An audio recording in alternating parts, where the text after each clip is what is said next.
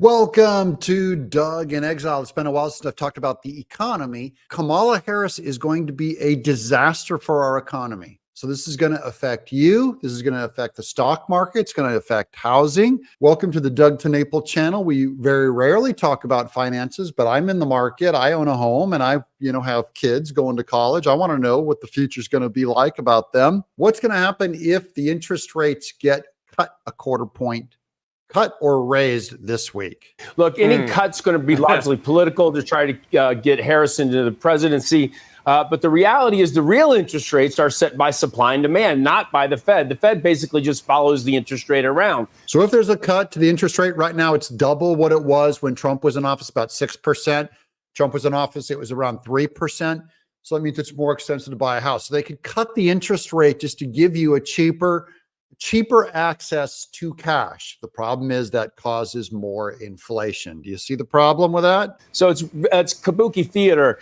The problem with the Fed is they create inflation, and they create inflation because they're the main thing that the government uses to float debt. So we've got $1 trillion now in interest rates, per $1 trillion in interest to pay back every year on payments on the debt, and that's causes inflation. Inflation is actually a tax, a regressive tax on the people that can afford it, at least the poor and the middle class. So if you're poor and middle class, and I would assume most of my audience, by the way, is poor and middle class, you're already getting a regressive tax, but with inflation, it costs you more, let's say 20% more to buy the same things that you could buy under Trump. You've already been taxed. It's being redistributed to the government. You don't have control of that money.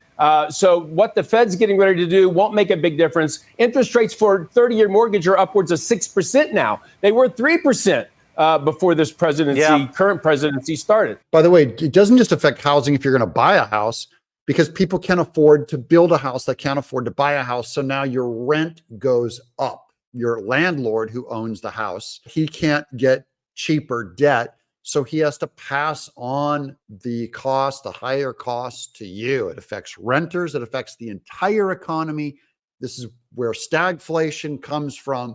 The finances of Kamala Harris are going to destroy the economic power of this country. That's a destruction of freedom. Well, and if you cut 0.5%, doesn't that send out alarm bells that maybe the economy is in much worse shape and the Fed is being forced to do that? Well, they could be. And the way I look at this is who is going to be best to save the American dream?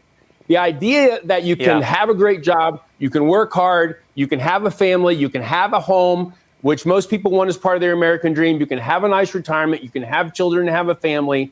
And Kamala Harris is taking this country down a disastrous road if she gets in. Kamala Harris is trying to restructure the American dream. So it's no longer about getting a job, working hard, paying for your own house, and having your own retirement. Now it's about staying on welfare, splitting up the family, having the government be the dad and primary funder of your house, welfare payments, freebies, giveaways, and cheap housing for illegals only. She wants a 28% capital gains. Capital gains should be zero. That's money you already paid taxes on when you earned it. You should be growing it for your family. The higher taxes on capital gains is when that means that you'll basically, anytime that you are floated a lot of cash, like say if you sell your house, they can take the gains that you've made, the profits that you've made off your house, and tax you again on it, even after you were paying taxes on it all those years, including your investments. She wants a tax on capital. She wants a tax on unearned income for so-called billionaires. And she wants a 28% corporate rate tax, which will drive jobs across the border into other countries. It's going to be disastrous. And the Trump tax breaks would expire, which would be about a 20% tax hike for everybody. So there you go, 20% tax hike across the board. If Kamala makes it to the White House, we have to stop her by voting for Trump. I've already given to Trump, trying to get him elected. And of course, I'm advocating to all of you why you should vote for Trump. All my friends are starting to come out of the woodwork saying, Doug, we're registered. Make sure your kids are registered. My kids are registered for their mail-in ballots. I'm Doug in Exile.